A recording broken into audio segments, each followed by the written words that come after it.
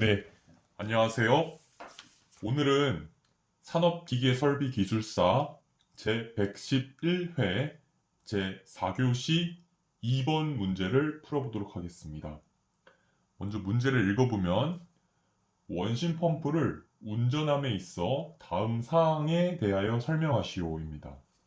동그라미 1번 과열 현상 발생 원인, 동그라미 2번 온도 상승량을 나타내는 관계식과 유량, 양정 및 온도 상승량과의 상호 관계를 도식적으로 설명. 동그라미 3번 과열로 인한 문제점 및 방지 대책입니다. 그러면 문제를 한번 먼저 써보도록 하겠습니다. 산업 기계 설비 기술사 제 111회 제 4교시 02번 문제이고요. 지금 키워드들을 써보면은 원심 펌프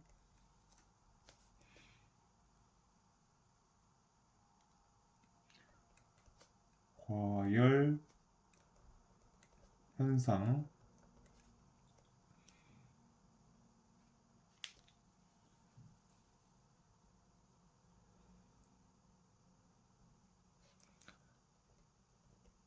발생 원인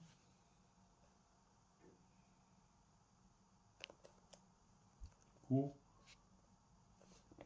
문제점 그리고 방지 대책 그리고 온도 상승량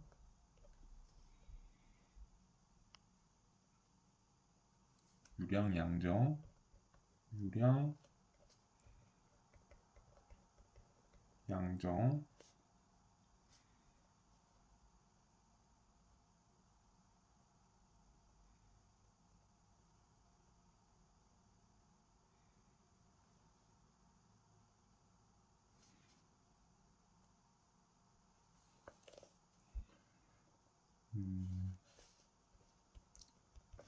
관계식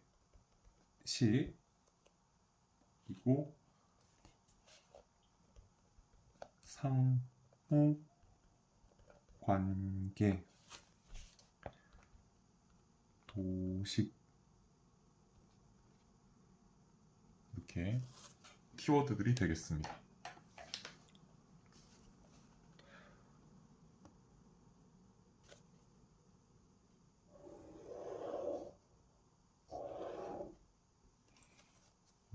문제를 오늘 어떻게 풀어볼 거냐면 먼저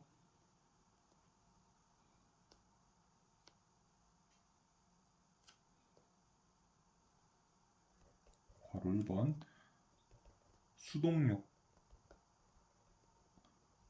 수동력에 대해서 먼저 간단히 살펴볼 거고요. 공식을 한번 써보려고 합니다. 그 다음에 2번 축동력을 간단하게 이제 써보려고 하고요. 결국 다 이제 과열 현상의 그런 관련된 온도 상승량을 이제 수식으로 만들어내는데 이제 쓰이거든요. 그래서 이런 것들을 차근차근 짚고 넘어갈 겁니다. 그러니까 다 이런 거랑 관련이 있다라고 보시면 되겠죠. 3번은 펌프 효율 짚고 넘어갈 거고요. 4번은 온도, 상승량, 관계식을 살펴볼 겁니다. 이렇게 앞에 있는 것들을 통해서 유도를 할 거고요. 5번은 상호 관계 교식을 표현할 거고요. 6번은 과열 현상 발생 원인. 7번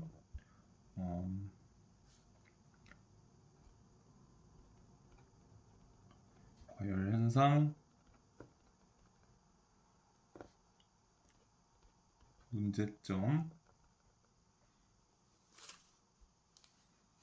그리고 8번 과열 현상 방지 대책 이렇게 살펴보고자 합니다.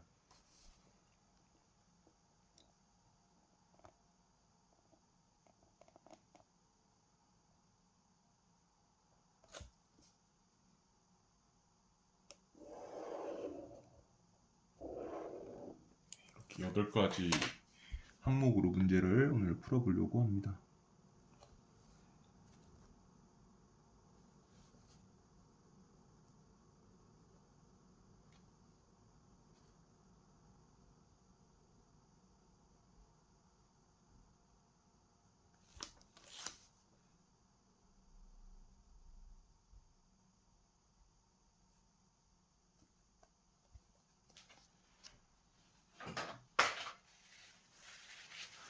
그러면 수동력부터 한번 시작해 보겠습니다.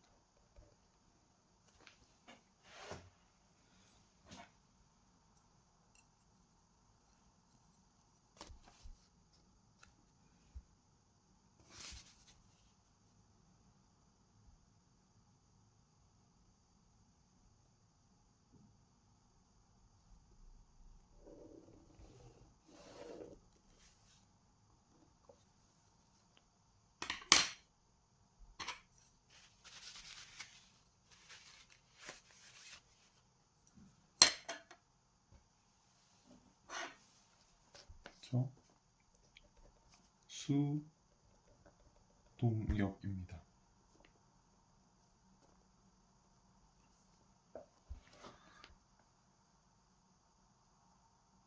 수동력은 이제 P 워터라고 할게요. 그는 델타 P 곱하기 Q가 되겠습니다.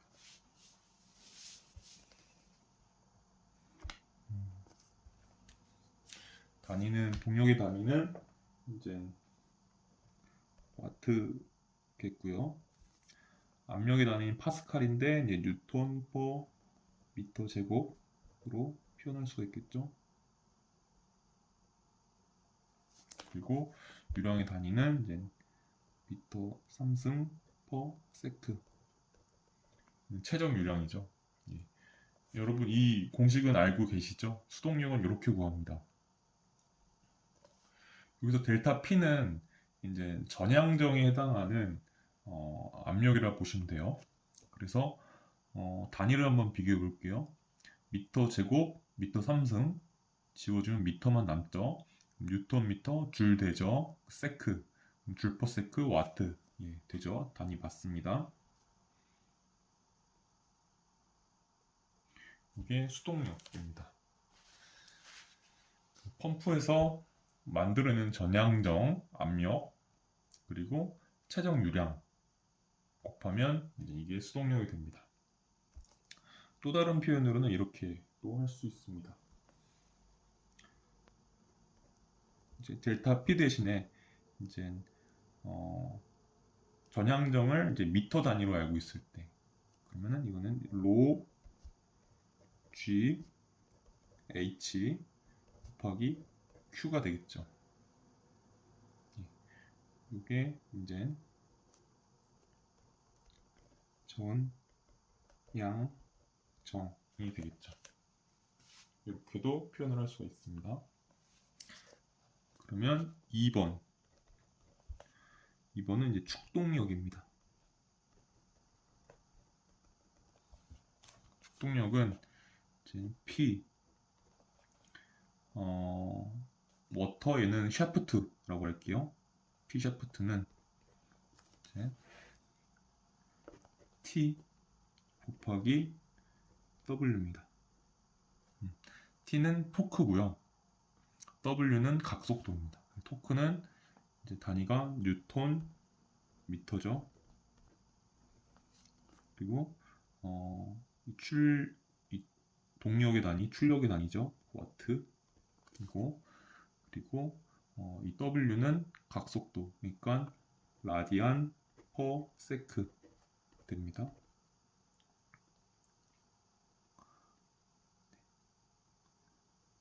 라디안은 이제 그런 약간 무차원수 개념이죠. 그래서 곱하면은 뉴턴 미터는 줄이 되고 줄 퍼 세크 와트 단위가 낮습니다. T는 토크입니다. 여기다가 써줄게요. 얘는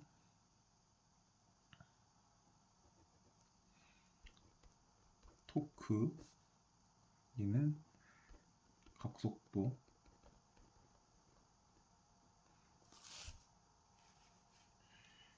그래서 수동력과 축동력을 간단하게 공식을 통해서 되짚어 봤습니다.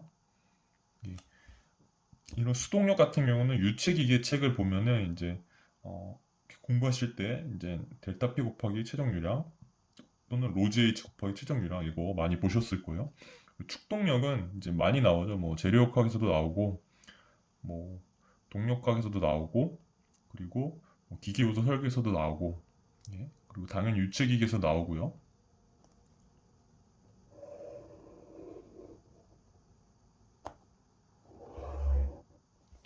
수동력이랑 축동력을 계산해 보았습니다. 그 다음에는 이제 3번 펌프 효율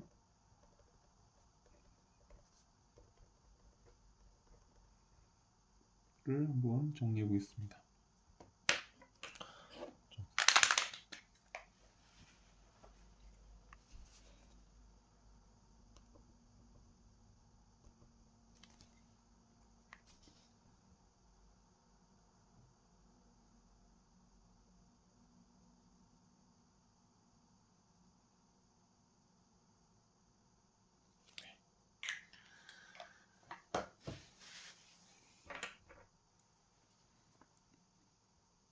펌프 효율은 이제 1번 수력 학적 방법이 있고요.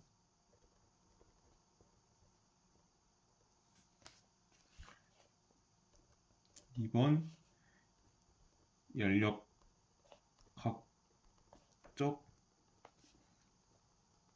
방법이 있습니다. 이 수력학적 방법이 제일 일반적인 방법이죠. 펌프 효율은 이제 전효율을 얘기하는 거고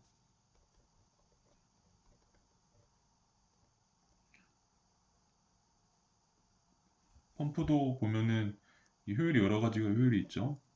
전효율 있고 전효율은 이제 뭐 수력 효율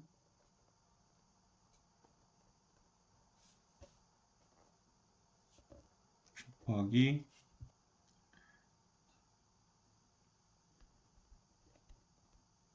최적 효율 곱하기 기계 효율로 구성이 되죠.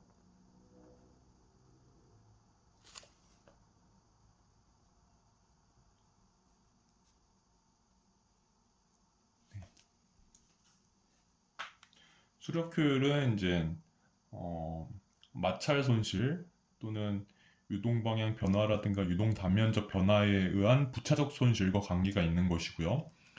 최적 효율은 이제 누설량과 관계가 있는 것이고요. 기계 효율은 이제 기계적 마찰 또는 이제 그런 원심 펌프를 통과한 고압의 유체가 이제 오히려 원심 펌프의 그런 회전차의 그런 회전을 방해하는 그런 것으로 작용하는 원판 마찰에 대한 손실, 그런 것들이 기계 효율에 해당이 되겠죠. 그래서 다시 말씀드리면 수력 효율은 마찰이라든가 아니면은 부차적 손실, 마찰 손실, 부차적 손실과 관계된 거, 치적 효율은 이제 누설 손실과 관계된 거, 기계 효율은 이제 기계적 마찰 손실, 그리고 베어링을 돌아가는 축 같은 거, 베어링 내에서 또는 그런 패킹 내로 돌아가는 축, 그런 데서 기계적 마찰이 발생하죠. 그런 거 또는 원판 마찰에 의한 손실, 뭐 그런 것들이 해당이 되겠죠. 나중에 좀 공간이 있으면 이거를 간단하게 써 드릴게요. 이렇게 써고, 그리고 펌프의 효율은 수력학적 방법과 연력학적 방법이 있다, 이렇게 보시면 될 것 같아요. 그래서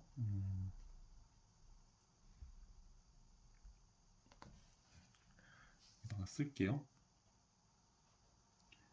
니타 펌프는 수력학적 방법은 이제 이렇게 제가 수동력과 축동력을 쓴 이유가 이제 요거를 표현하려고 한 거겠죠. 수력학적 방법은 P S분의 P W, 축동력분의 수동력이 되겠습니다.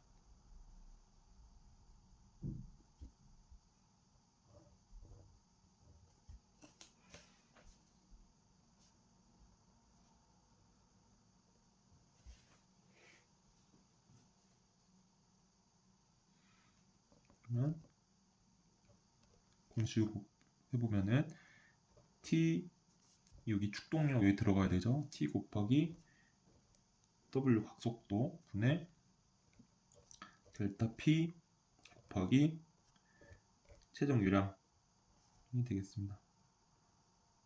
전압력, 전향정 해당되는 압력, 그리고 곱하기 최적 유량 되겠죠. 이렇게 되겠죠.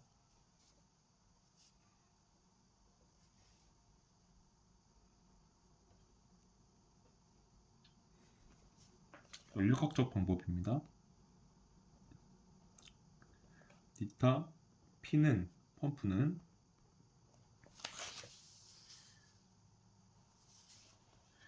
똑같이 P S분의 P W, 축동력분의 수동력이겠죠.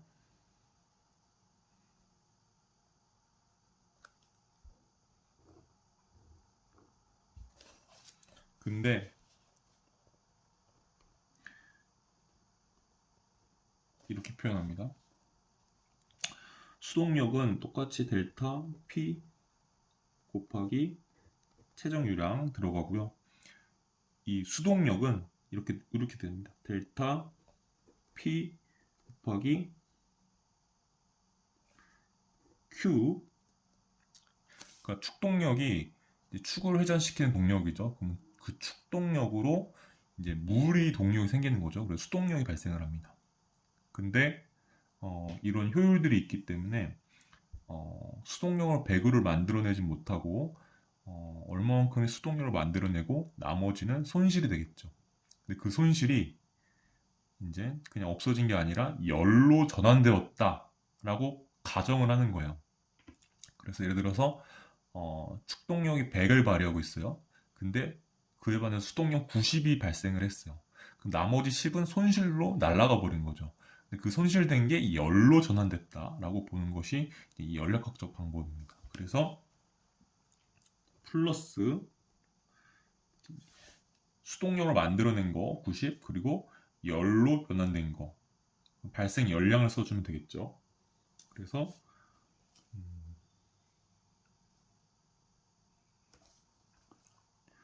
CMT 공식 아시죠? CMT 그거랑 유사합니다. C 비열 곱하기 로 밀도 곱하기 최적 유량 곱하기 델타 T 이렇게 됩니다.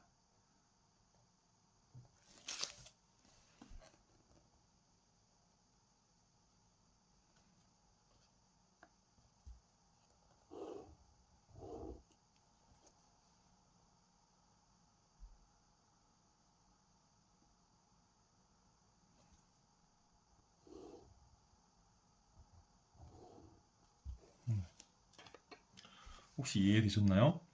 그러니까 축동력을 가지고서 이제 수동력을 만들어내는데 일부 손실이 있기 때문에 축동력 100 전부 다를 수동력으로 만들어내지 못하죠.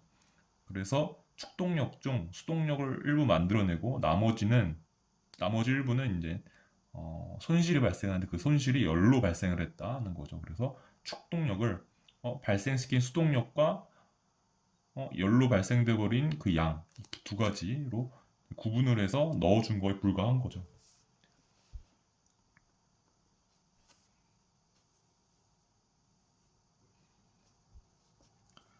이쪽 단위를 한번 써볼게요. 왜냐면 단위 이제 연습하시라고 단위를 한번 써드릴게요. C는 비열이죠. 비열은 1도씨의 물을 예를 들어 물이라면 1도씨의 물을 1kg의 물을 1도씨 올리는데 필요한 열량이니까 이제 뭐 따져보면은 줄 킬로그램 도씨 이렇게 될 거고요.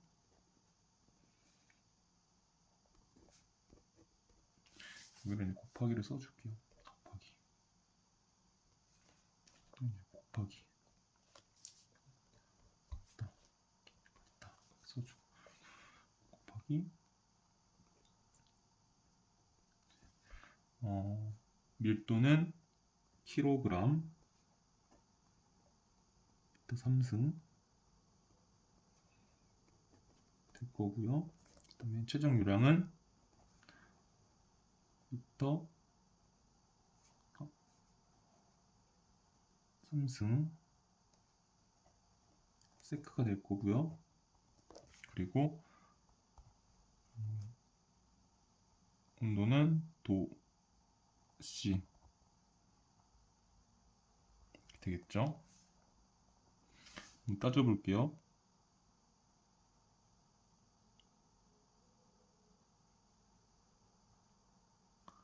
미터 3승 날라가고 킬로그램 날라가고 도씨 날라가면 줄 퍼 세크만 남겠죠.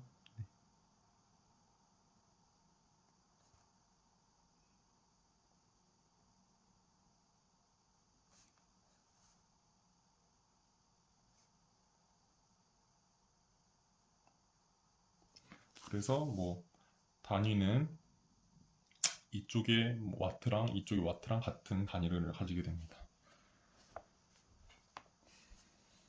그러면 이제 얘는 좀 정리를 하면 Q를 날려버릴게요. 그쵸? 그러면은 분모는 델타 P 플러스 C 로 델타 T가 되고요. 분자는 델타 P가 되겠죠.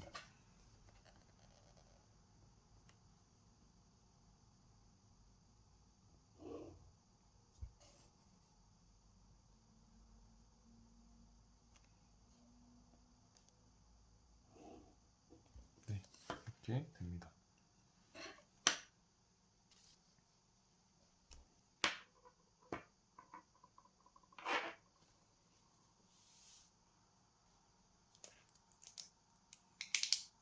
그럼 예를 들어서 볼게요.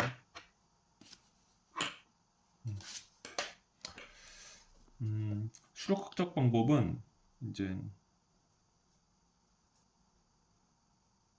이 펌프 효율을 측정을 하려면 이제 토크 측정해야 되죠. 그리고 각속도 측정해야 됩니다. 근데 그리고 이제 압력 측정해야 되고 유량 측정해야 되겠죠. 연력학적 방법은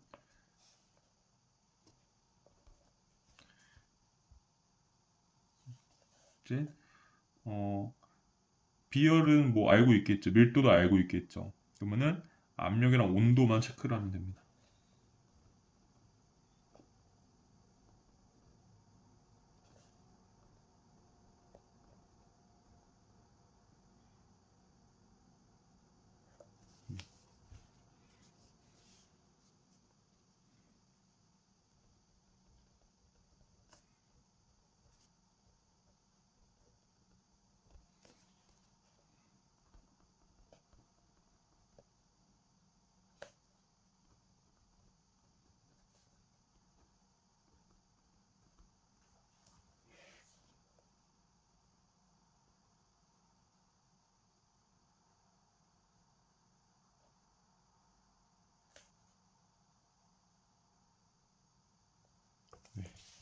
그러니까 아마도 제 생각에는 수력학적 방법이 좀 더 정확한 펌프 효율 측정 방법이라고 생각이 돼요. 그런데 이제 연력학적 그런 방법도 뭐 점점 정확해지고 있을 거예요. 왜냐면 또 꼭 공식을 보면은 이렇게 공식을 바로 사용하진 않고 좀 뭐 다른 계수들도 조금 붙여서 조금씩 보정을 하는 것 같더라고요. 어떤 다른 그 코드에 대한 그 연력학적 방법식을 보니까 한번 저도 이제 오래돼서 까먹었는데 잘 기억은 안 나는데 딱 이 식을 그대로 쓰지 않고 여기에 조금 보정 계수들을 조금 이제 가하는 것 같더라고요. 그래서 그런 식으로 하여튼 측정을 하는데 일단 기본적인 거는 얘는 이렇게 토크, 각속도, 압력, 유량을 다 알아야 되는데 연력학적 측정 방법은 이제 압력이랑 온도만 알면 일단 측정이 가능하다라는 것이죠. 훨씬 간편하죠. 약간 정확성은 얘보다 조금 떨어질 수 있긴 하지만 점차 보완이 돼가고 있는 걸로 알고 있고요. 그리고 중요한 게 이제 얘는 압력이랑 온도만 측정하면 이제 열각적 방법으로 펌프 효율을 구할 수 있다라는 것이 이제 큰 장점이죠. 얘는 이제 유량계를 측정해야 된다는 게 가장 조금 어려운 부분이죠. 왜냐면 유량계가 대부분 직권거리를 필요로 하기 때문에 그런 점. 그래서 얘는 좀 한계가 있다 이렇게 보시면 될 것 같아요. 어쨌든 수력학적 방법, 연력학적 방법 둘 다 이제 이렇게 그런 효율의 공식의 정의를 통해서 한번 구현해 보았습니다.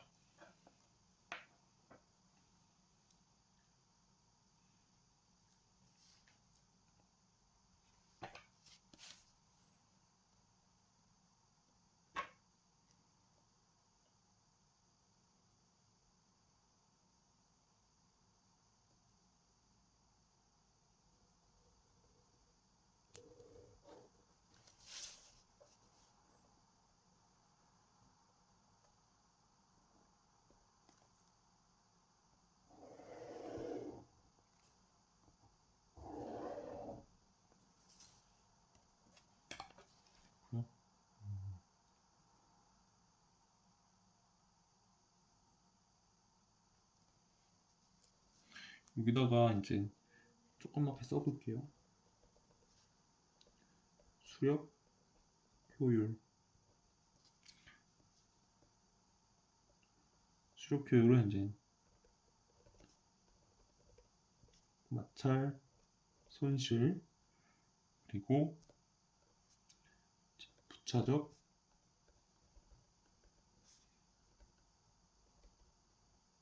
손실과 관계가 되어 있고요. 그 다음에 최적 효율은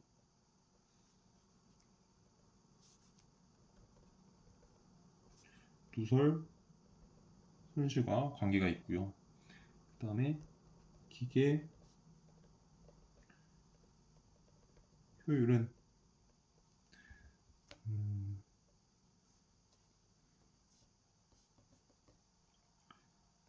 기계적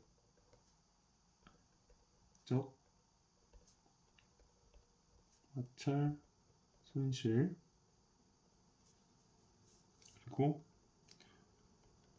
원판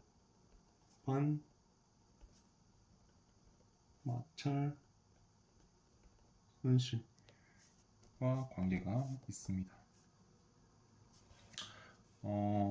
여기서 이 마찰 손실은 유체 마찰입니다. 유체가 이제 뭐 케이싱 내를 흐르면서 또는 뭐 임펠러 주변을 흐르면서 이제 유체와 그런 이제 뭐 케이싱과 또 임펠러와의 그런 표면에서의 마찰 그런 손실이에요.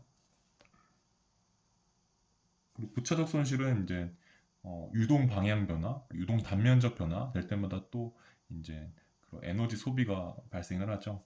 그런 손실을 말합니다. 그래서 여기서 있는 기계적 마찰, 원판 마찰이랑은 다릅니다. 누설은 말 그대로 이제 뭐 축봉 장치에서 또는 뭐 케이싱과 임펠러 사이의 그런 틈 사이에서 또 뭐 축추력 평형공 같은 데서 누설되는 그런 것들, 누설량에 의한 손실이라고 보시면 되고요. 그러니까 100을 뿜어내는데 실제로 펌프 후단으로 토출되는 거는 뭐 98 정도만 토출된다 그러면 2가 누설인 거죠. 그런 양을 나타내는 것을 이제 최적 효율이라고 하고요.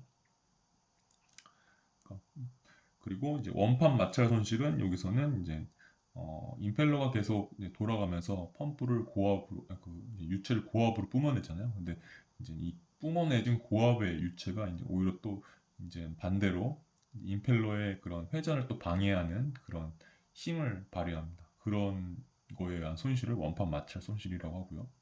기계적 마찰 손실은 이 축이 이제 회전하다 보니까 회전할 때 그런 베어링 부분 또는 뭐 축봉 장치 부분 그런 데서 이제 마찰이 발생하잖아요. 그런 걸 기계적 마찰 손실, 기계 효율이라고 보시면 됩니다. 그래서 전 효율은 되게 한 뭐 75% 전후 이렇게 보시면 뭐 될 것 같아요.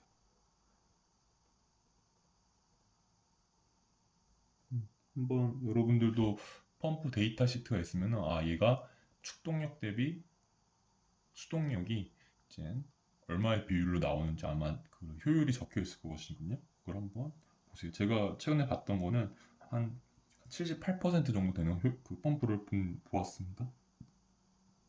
이거는 간단하게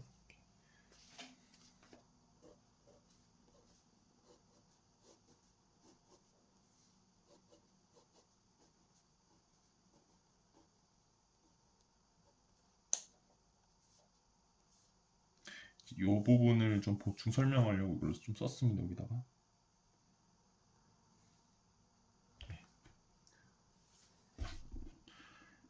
예, 여기까지 썼고요.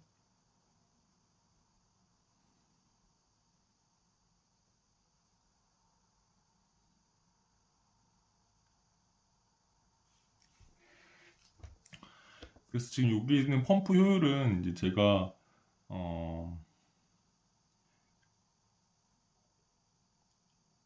니타 P로 표현을 했어요. 그리고 이 니타 P는 전효율을 저는 의미하는 걸로 썼습니다.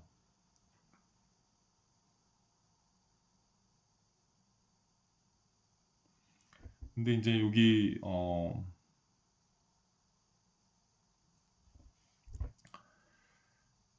이제 연력학적 방법으로 표현할 때 조금 이제 생각을 해봐야 될 부분이 음, 어, 이제 뭐 수력학적 방법은 분명히 그냥 축에다가 얼마의 인풋을 했는데 분모죠. 얼마의 인풋, 토크 그리고 각속도를 통해서 얼마의 인풋을 축에 하고 있는데 그것 대비 이제 만들어낸 내진 수동력의 비율을 구하면은 당연히 그게 효율인 거잖아요. 들어간 인풋 대비 나오는 인풋이니까요. 연력학적 방법은 조금 생각해 봐야 될 게 일단 나오는 인풋을 알고 있어요. 그리고 또 다른 나오는 인풋을 알고 있어요. 그 다음에 또 다른 나오는 인풋, 열 발생량을 더해줬어요. 그러면 우리가 이제 얘는 분모가 나오는 인풋이라보다는 우리가 가해지고 있는 그 인풋이라고 보시면 되죠. 말을 잘못했네요. 인풋 대비 아웃풋인 거죠. 이만큼의 인풋을 하고 있습니다. 축에. 그랬더니 수동력이 이만큼 나왔어요. 그럼 얘는 정말 펌프의 효율의 그런 정의잖아요. 효율의 정의, 인풋 대비 아웃 정의인 거죠. 얘 같은 경우는 우리가 인풋은 확실히는 모르는데 아웃풋들이 여러 개 있어요. 그래서 일단 분자는 아웃풋이니까 아웃풋이고 분모는 요 아웃풋 또 요 아웃풋 요 아웃풋이 있을 거다. 그래서 이 아웃풋을 다 더하면 그게 인풋이 될 거야 라고서 쓴 겁니다. 그래서 일단 가장 큰 포션은 수동력 아웃풋이 들어가 있고요. 그 다음에 이제 열 발생량을 이제 아웃풋, 그것도 아웃풋이죠. 어떻게 보면은 온도가 상승하니까 물이 뿜어져 나오면 그런 아웃풋을 써줬어요. 근데 이 외에 아웃풋은 없느냐? 그러니까 이 수동력 외에 아웃풋이 요것만 고려해도 되느냐 한번 생각해 볼 필요가 있는 거죠. 왜냐면 제가 수력 효율, 최적 효율, 기계 효율을 쭉 써드린 게 수력 효율, 유체가 K식 내를 흐르면서 마찰 또는 뭐 유동 방향, 유동 단면적 변화에 의해서 이제 손실이 발생을 해요. 그럼 이 수력 효율에 의한 수력 효율을 의미하는 이런 손실에 의한 거는 이제 유체의 온도를 높이는 데 사용이 될 거예요. 왜냐면 결국 마찰을 발생한 마찰열 그리고 그것이 이제 닿아 있는 물에 전달이 될 것이기 때문에. 근데 이 누설 손실은 좀 애매해요. 얘는 얼마만큼의 물이 계속 빠져나가고 있는 걸 의미하는 거거든요. 그래서 얘는 빠져나가고 있는 양으로 표현을 해야 되는 거지 열로 표현하기엔 애매한 거죠. 기계율. 기계율도 마찰입니다. 근데 베어링에서의 마찰, 그리고 축봉장치에서 마찰입니다. 마찰이 발생하면 분명히 온도가 올라가겠죠. 마찰열에 의해서. 근데 그 마찰열이 이제 뭐 베어링 같은 경우는 이제 오히려 유체랑은 멀리 떨어져 있기 때문에 주변에 공기를 아마 데우겠죠. 만약에 데운다고 한다면. 그런데 얘도 기계율도 근데 또 얘가 뭐 베어링이라든가 축에서 마찰열이 발생해. 그러면 전도를 통해서 그런 임펠러 부분까지 전달이 돼서 거기서 이제 또 유체랑 닿아 있으니 온도를 높일 수 있긴 하겠죠. 근데 좀 거리가 멀죠. 그래서 기계율도 약간 이걸 만들어내긴 했을 텐데 조금 부족한 거죠.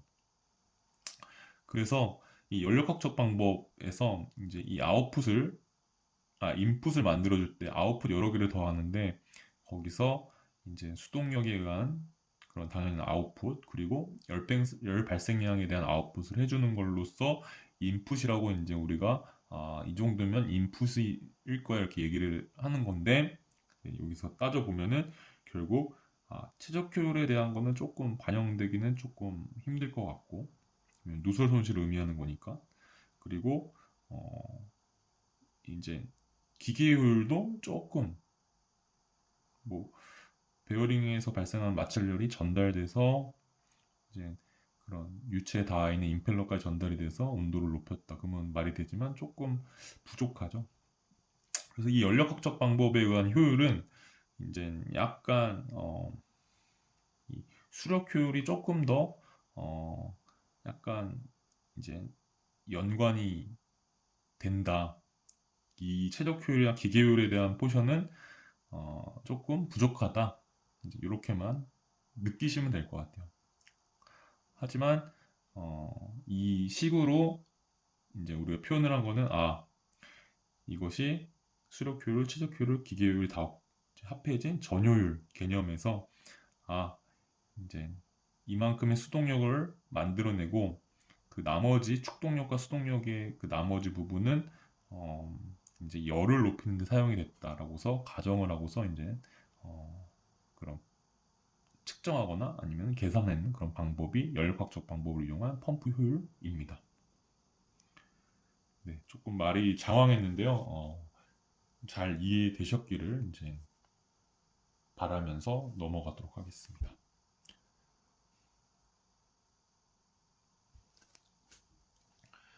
그러면 이제 4번 온도 상승량 관계식입니다.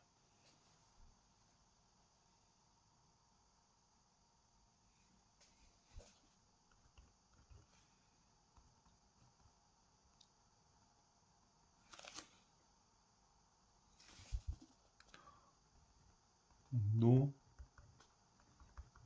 상승량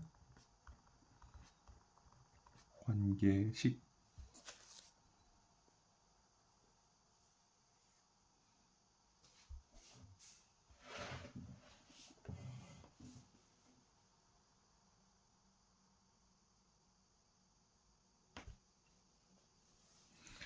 이 연료각적 방법을 통해서 얘를 구해볼 거예요. 먼저 디타 P는 이제 요거를 그대로 써줄게요.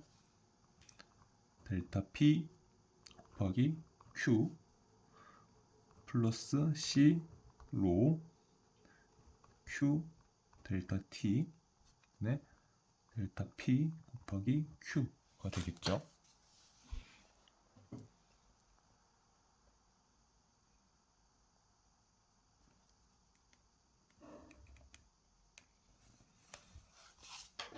그러면 이 Q 날아간다고 했을 때 얘는 델타 P 플러스 C 로 델타 T 분의 델타 P가 되겠죠. 아까 써줬던 걸 한 번 더 써준 거입니다.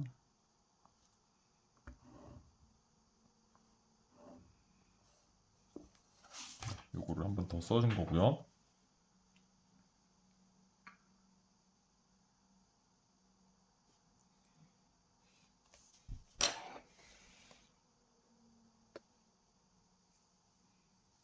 그러면 이제 여기서 여기다 써줄게요. 이거를 1로 곱할게요. 그러면은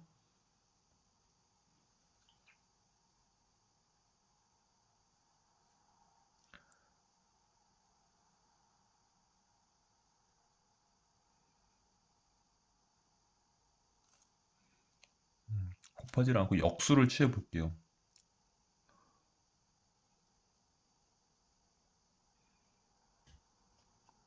그러면 디타 P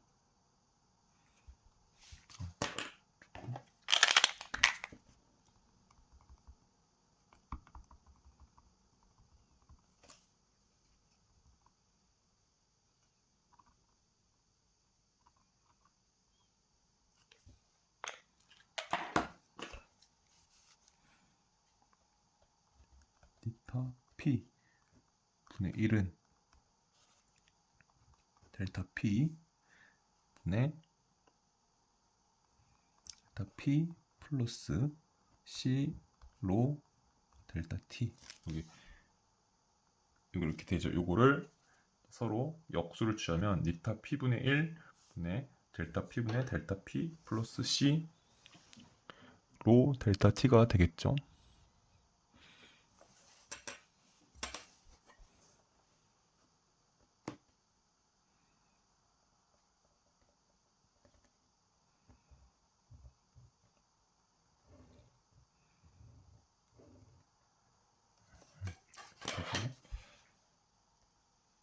그러면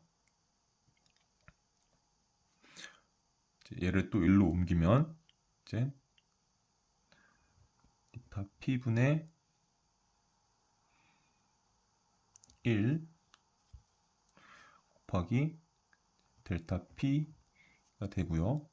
이꼴 델타 P 플러스 C 로 델타 T가 되겠죠.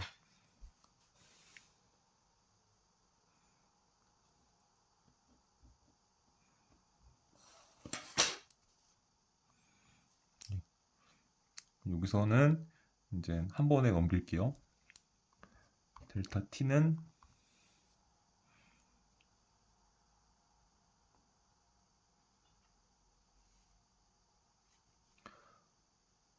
니타 P 분의 1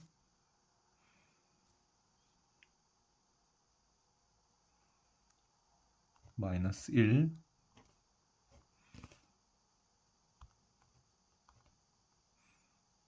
델타 P가 되고요.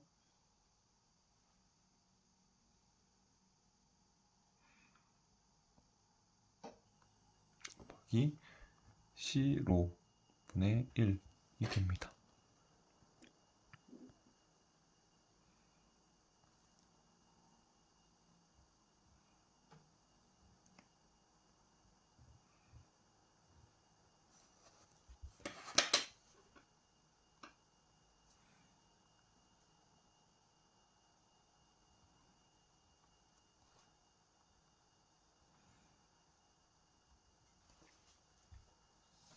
네, 이 연력학적 방법을 통해서 우리가 이 연력학적 방법을 이용한 펌프 효율을 구하는 그 공식으로부터 쭉 썼죠. 근데 이거를 이제 델타 T에서 풀어낸 것이 이렇게 치게 됩니다.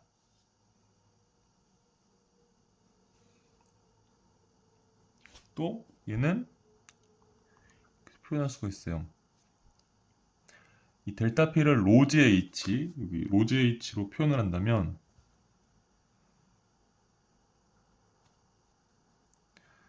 네, 니타 P 분의 1 마이너스 1 곱하기 로 GH 지워지고 GH 곱하기 C 분의 1 이렇게 표현을 할 수도 있습니다.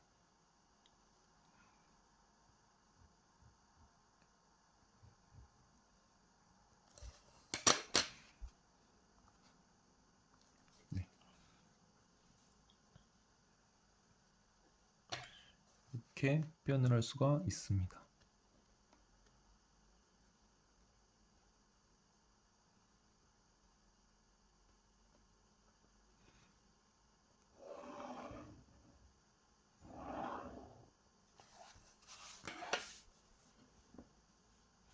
그래서 온도 상승량 관계식을 잘 보시면은 이제 효율이 낮을수록 이게 커지니까 온도가 높을 것이고요. 또 델타 P가 커질수록 온도가 높아질 것이고 그런 것들을 조금 찾아낼 수가 있죠. C로는 뭐 상수니까요. 상관없고.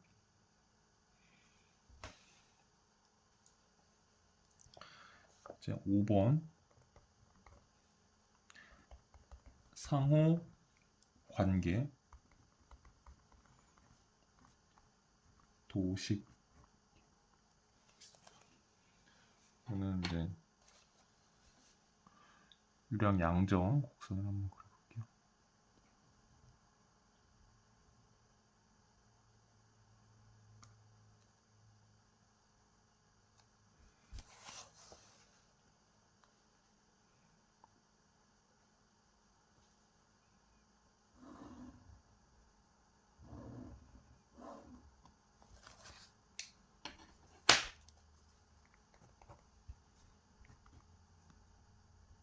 여기는 양정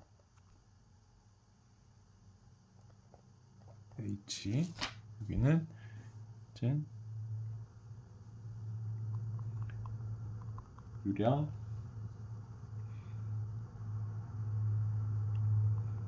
Q 이렇게 적어보겠습니다.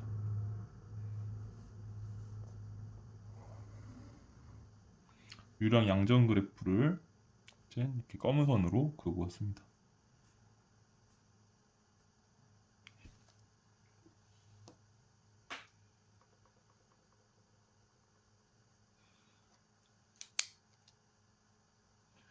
그 다음에 효율 그래프를 그려볼게요. 약간 뭐 지금 이거는 원심 펌프를 예를 들었습니다.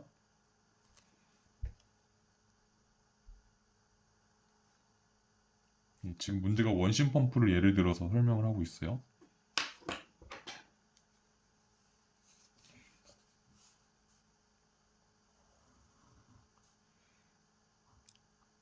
효율 얘는 이제 효율 곡선,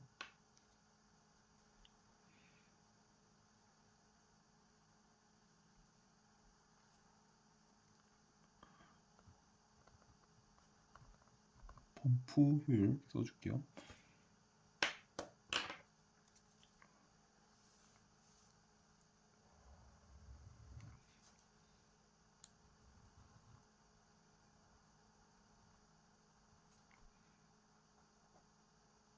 얘는 이제 온도 상승량이고요.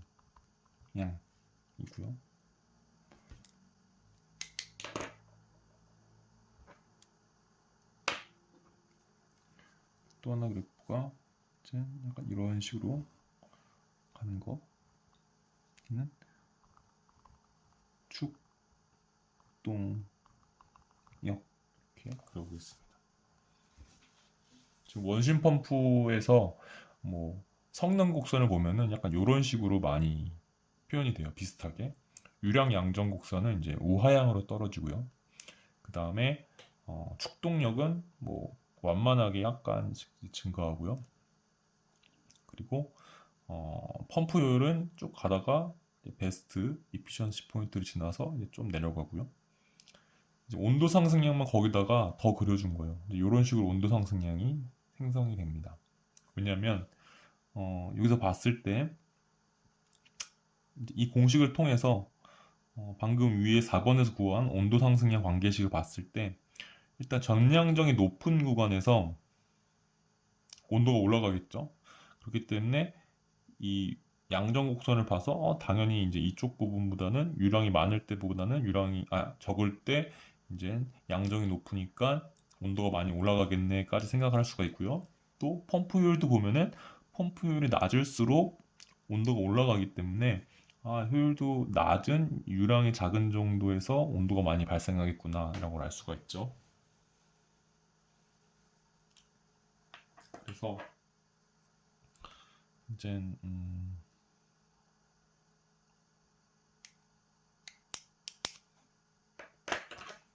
써주면은 양정이 높을 때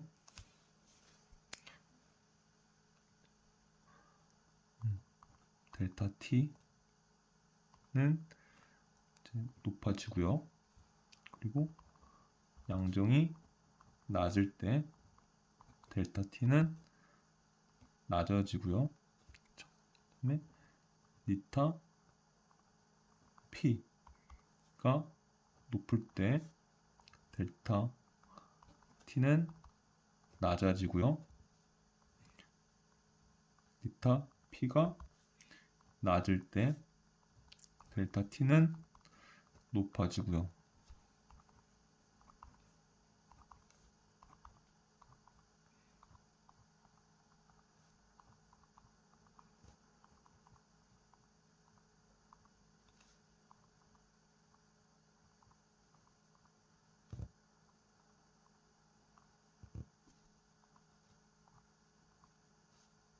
네, 이렇게 보시면 될 거예요.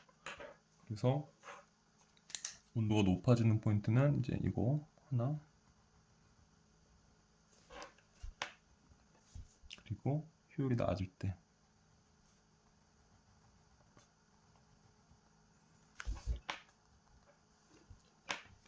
보시면 될 것 같아요. 그래서 상호관계를 이렇게 표현해 보았습니다. 그래서 이 온도 상승량 이 곡선이요, 이 공식을 통해서 만들어진 것이다. 이렇게 만들어진다. 이 공식에 따라서 뭐 이 서로의 곡선들이 이제 얘를 영향을 짓기 때문에 이 곡선을 정확하게 그리려면은 이제 좀 복잡해지겠죠. 근데 경향은 볼 수 있잖아요. 대입을 해보세요. 유량이 작을 때, 양정이 높을 때, 그리고 또 효율이 작을 때 이렇게 대입 보면 그렇지, 여기는 온도가 높겠구나, 여기는 온도가 낮겠구나 이렇게 대입을 해보면은 충분히 이해가 되겠죠. 그리고 상호관계 이제 여기까지 했습니다.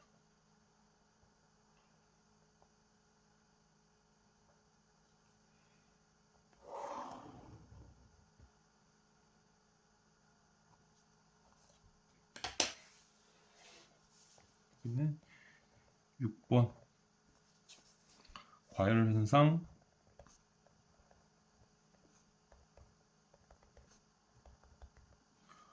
발생 원인.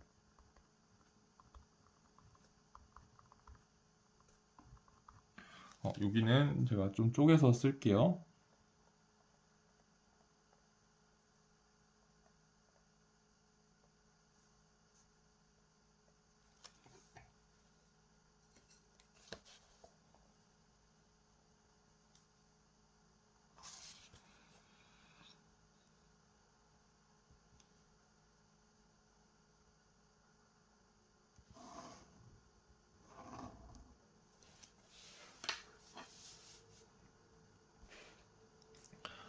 이 과열 현상 발생 원인은 이제 요 공식이나 지금 요 상호 관계 도식을 보고서 조금 말을 만들어서 쓸게요. 이거로 두 개를 같이 공식과 도식을 보면서 한번 따라와 보세요.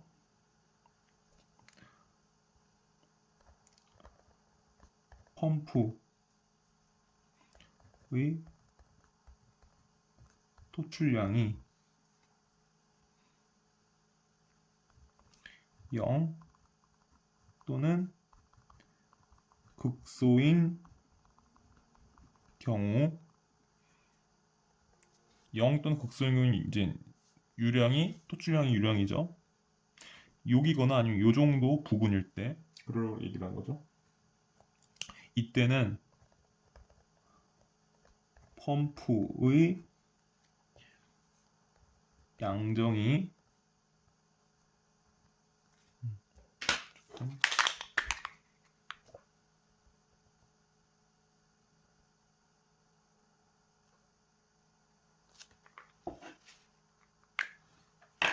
여기 조금 이따 써줄게요. 양정이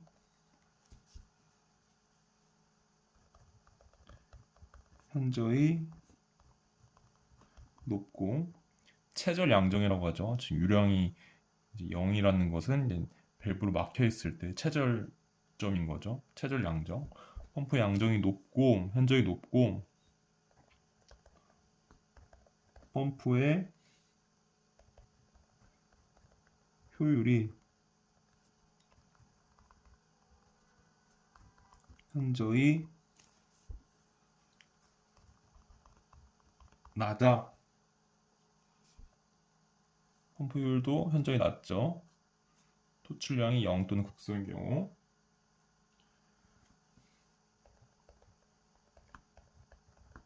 축동력의 대부분이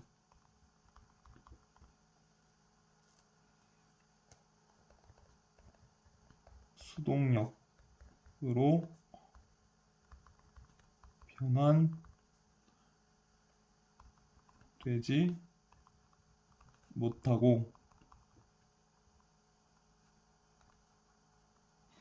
그러니까 이때 유량이 거의 0이니까 이 연료각적 방법의 공식만 보더라도 Q가 다 0이 돼버리잖아요. 여기 그쵸? 그러니까 수동력으로 일단 변환이 안 되는 거죠. Q가 0이면 수동력이 0이니까. 그거 이제 열로 변환되죠.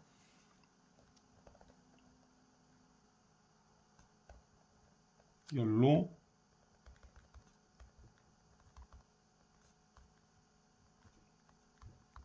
변환돼요.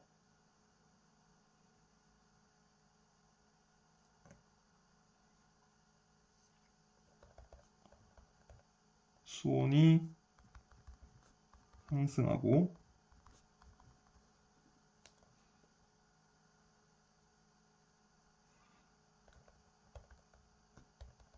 펌프가 과열된다. 이렇게 그런 발생 순서대로 흐름적으로 표현을 해봤어요. 약간 토출량이 0이고 또는 극소인 경우 펌프의 양정이 현저히 높고 펌프의 효율도 현저히 낮아서 이제 공식에서 알 수 있다시피 또는 연락극적 방법의 효율 공식에서 알 수 있다시피 요거보다는 요 축동력, 수동력 공식을 보면 되죠. 축동력의 대부분이 수동력으로 변환되지 못하고 열로 변환되어 여기 열 텀이죠. 열로 변환되어 수온이 상승하고 펌프가 과열된다. 이렇게 해봤습니다.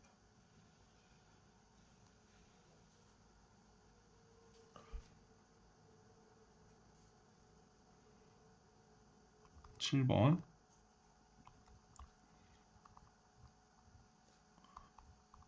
과열 현상 문제점.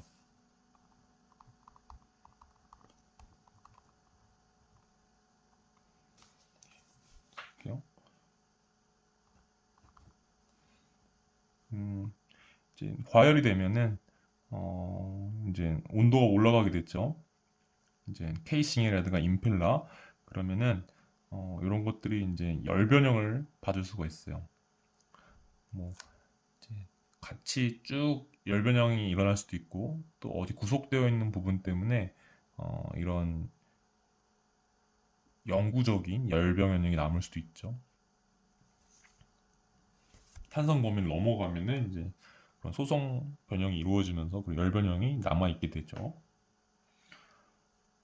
그래서 이제 어떤 그런 과열 현상이 있으면 이런 우려가 있다. 어떤 우려?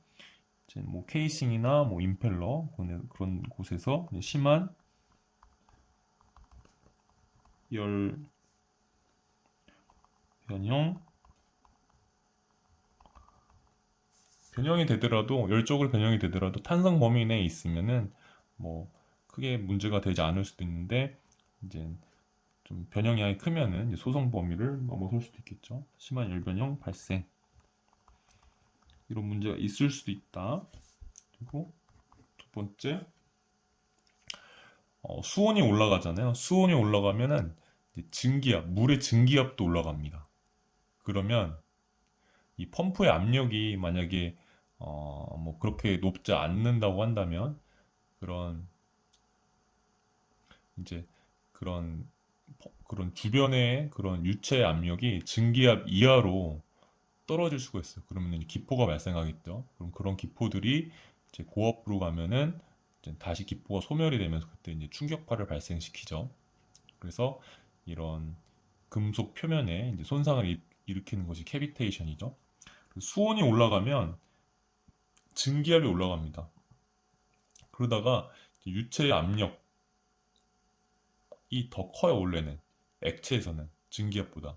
근데 온도가 올라가다 보니까 이 증기압이 쭉 더 올라갑니다. 그러다가 유체 압력이 증기압 이하로 이제 떨어질 때 그때 이제 기포들이 발생을 하죠. 그래서 캐비테이션이 발생하죠. 그래서 수온이 올라간다는 거에서 이제 캐비테이션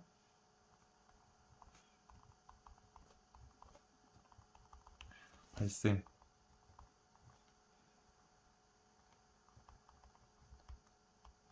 이것도 염려해야 되고요. 세 번째 패킹부 고착 발생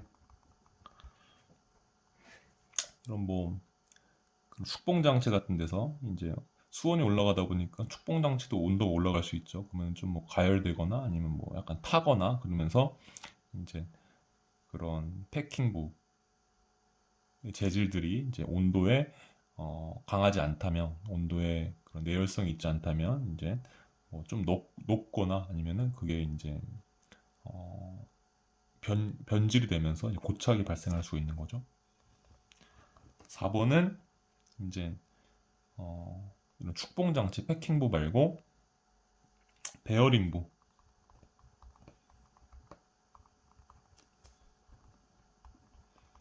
고착 발생 베어링부 같은 경우는 이제 베어링에 윤활유가 이제 있을 텐데 이게 축이 이제 너무 뜨거워져서 수온에 의해서 과열 현상에 의해서 축이 뜨거워져서 그런 또 베어링과 축의 마찰부는 또 열도 발생하고 있죠. 그래서 온도가 만약에 과열이 되면 뭐 거기 있는 윤활유들이 이제 건조하게 되면서 이제 그런 윤활유 그리고 축봉 아니 베어링 그리고 축 이런 사이에서 어떤 고착이 발생할 수 있겠죠. 그래서 이런 문제점 4개 정도 써보았습니다.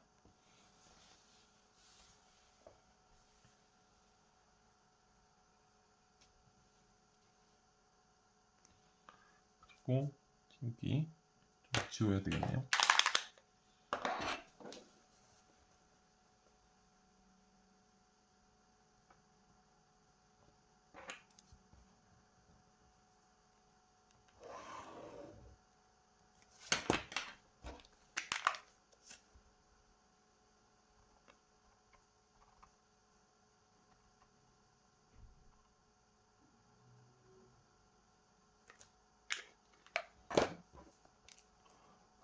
여기 양정 써줘야겠죠.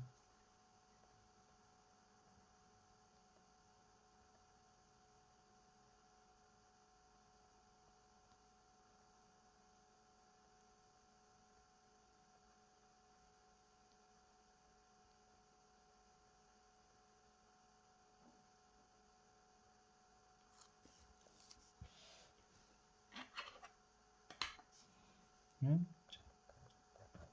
8번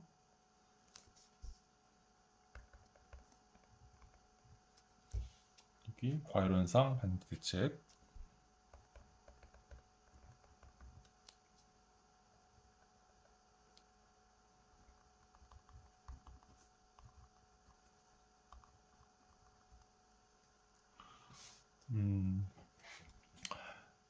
여기 상호관계 이 도식에서 한번 과열현상 방지 대책을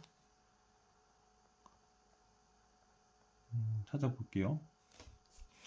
일단 펌프 효율이 좀 높을수록 얘가 작아지니까 온도 상승이 작아질 거고요. 과열이 덜 발생했죠. 양정도 작을수록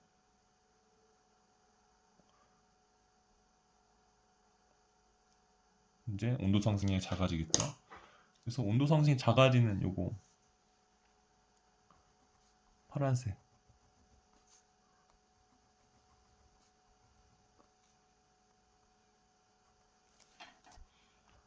요거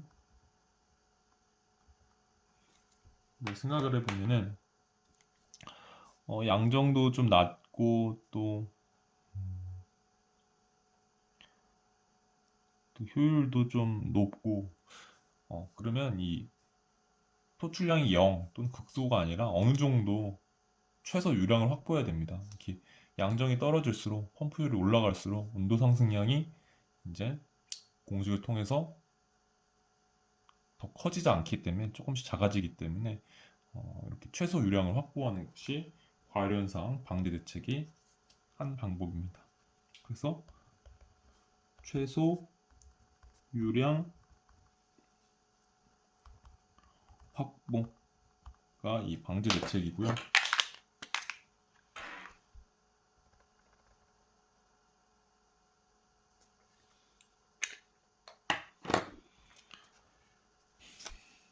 뭐 이런 거 들어보시는 분 있어요. 미니멈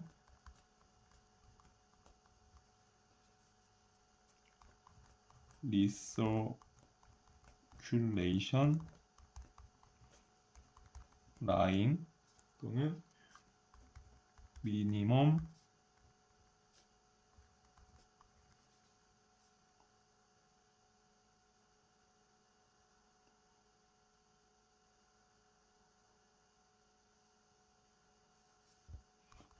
플로우 리턴 라인 이런 것도 설치하는 것이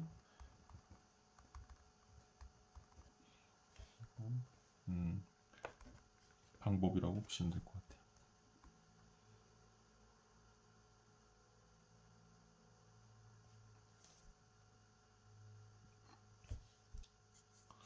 이런 것들 이용하는 방법이 이제 뭐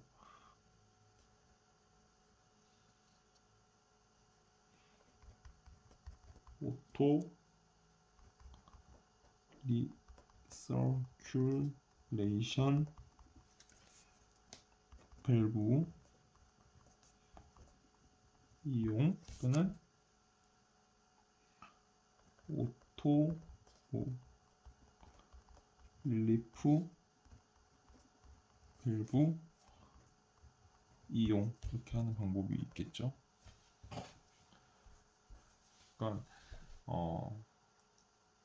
이제 오토 리서큘레이션 밸브, 뭐 오토 릴리프 밸브 다 비슷한 말이요. 또 미니멈 리서큘레이션 라인, 미니멈 플로우 리턴 라인 다 비슷한 말이요.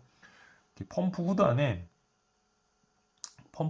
이제 게이트 밸브가 있죠. 그 전에 이제 별도의 분기를 따서 뭐 게이트 밸브 후단에 해도 뭐 상관없을 거야. 어쨌든 그 나오는 양의 이제 일부를 석선 쪽으로 바이패스하는 그런 라인인 거죠. 그러면 어차피 얘는 다시 돌아가니까 목적지에서는 이제 뭐 과다하게 받지 않을 건 분명한 것이고, 그리고 계속 바이패스 시키면서 토출량을 일정 이상 확보를 하는 거예요. 그러면은 펌프의 온도 상승량을 막을 수가 있고 뭐 과열의 발생을 방지할 수 있겠죠. 그리고 많이 토출시켜서 목적지를 많이 가면 안 되니까 그거를 이제 다시 석션 쪽으로 바이패스를 시키는 거예요.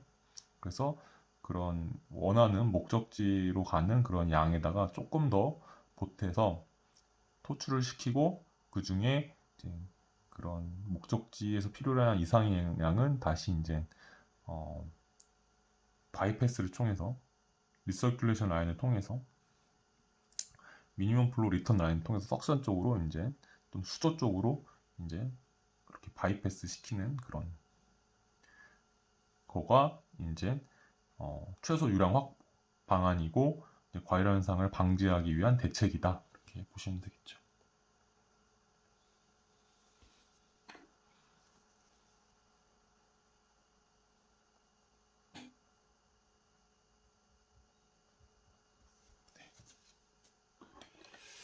오늘 이제 준비했던 내용은 이제 다 다룬 것 같고요. 이제 정리하면서 이제 마무리 짓도록 하겠습니다.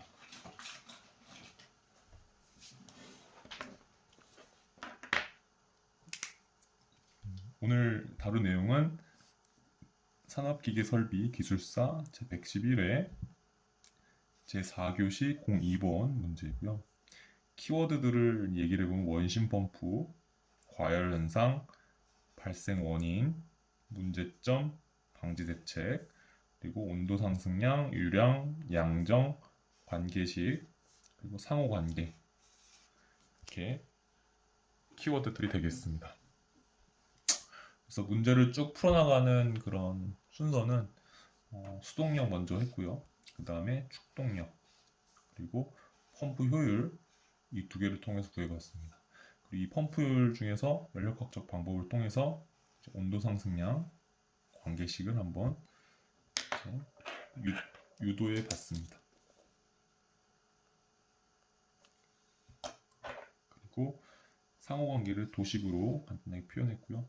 과열현상 발생 원인, 과열현상 문제점, 과열현상 방지 대책까지 다뤄보았습니다.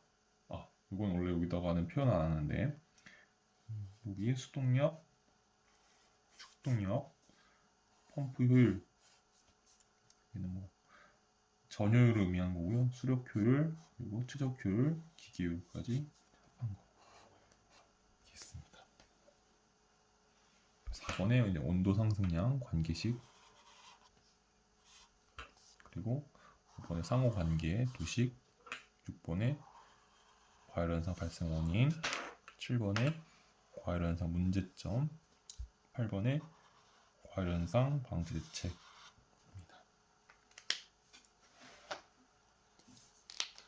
수동력은 공식이 이제 이렇게 되고요. 축동력은 공식이 이렇게 됩니다. 이 수동력 요 공식은 유체기계에서 이제 많이 접했을 것이고요. 여기서 델타 P는 전향정에 해당되는 압력차고요. 전향정으로 표현하고 싶다면 이 델타 P는 로지 H로 바꿔주면 됩니다. 축동력은 토크 곱하기 축의 토크 곱하기 축의 각속도. 수력학적 방법 쭉 다뤄봤고요. 가장 일반적인 방법이죠. 그리고 연력학적 방법 쭉 다뤄봤습니다. 여기서 짚고 넘어갈 거는 연력학적 방법은 이제 수력학적 방법은 분모에 바로 인풋을 써줬고요. 이제 연력학적 방법은 이제 분모에 인풋을 써준 게 아니라 아웃풋들의 모음을 써놨어요. 그래서 써놨고, 근데 이 아웃풋의 모임이 조금 부족할 수가 있어요. 왜냐면 이 아웃풋을 보면은 이 열 발생량을 여기다 써줬는데 이 열 발생량이 약간 수력 효율이 지배적인 거예요. 이 최적 효율이나 아니면 기계 효율에 대한 거는 조금 부족합니다. 그래서 그런 것들을 좀 감안해서 이제 보시면 되고, 대신에 가정 자체는 이 최적 효율이나 기계 효율 포함한 수력 효율 다 같이 포함한 그런 이제 효율 그 효율을 제외한 그 양만큼은 이제 열로 발생돼서 날아가 버렸다 이런 의미인 거죠. 그래서 열 발생량을 여기다 써줬습니다. 그래서 요게 수동력 외에 이제 축동력과의 차가 이제 전부 다 열로 발생했다 이렇게 가정을 해놓고 이제 계산하는 그런 펌프 효율 구하기 방식입니다. 결국 이렇게 나오고요. 수력학적 방법은 특징이 이제 토크도 측정을 해야 되고 각속도도 측정해야 되고 압력도 측정해야 되고 유량도 측정을 해야 되죠.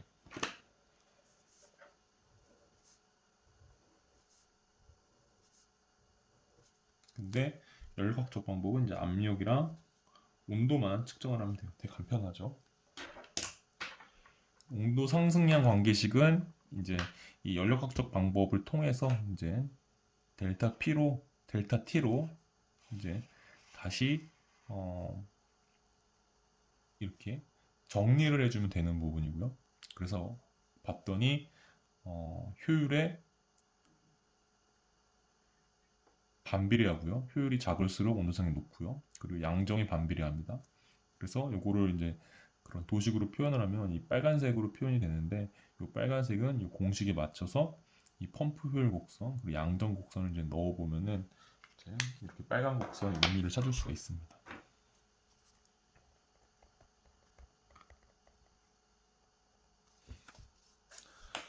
그래서 이제 이런 관계식 보실 수가 있을 것이고요.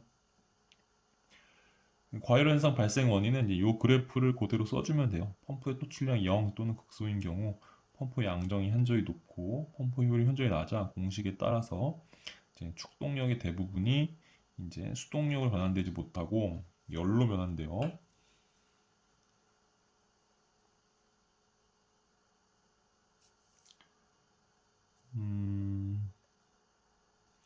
수온이 상승하고 펌프가 과열된다. 되고요. 과열현상 문제점은 심한 열변형 방생, 캐비테이션 발생, 패킹부 고착 발생, 베어링부 고착 발생. 과열현상 방지 대책은 이제 최소 유량 확보를 통해서 양정이 좀 낮은 부분에서 운전을 하고 또 펌프 효율이 좀 높은 데서 운전하도록 하는 그런 방식입니다.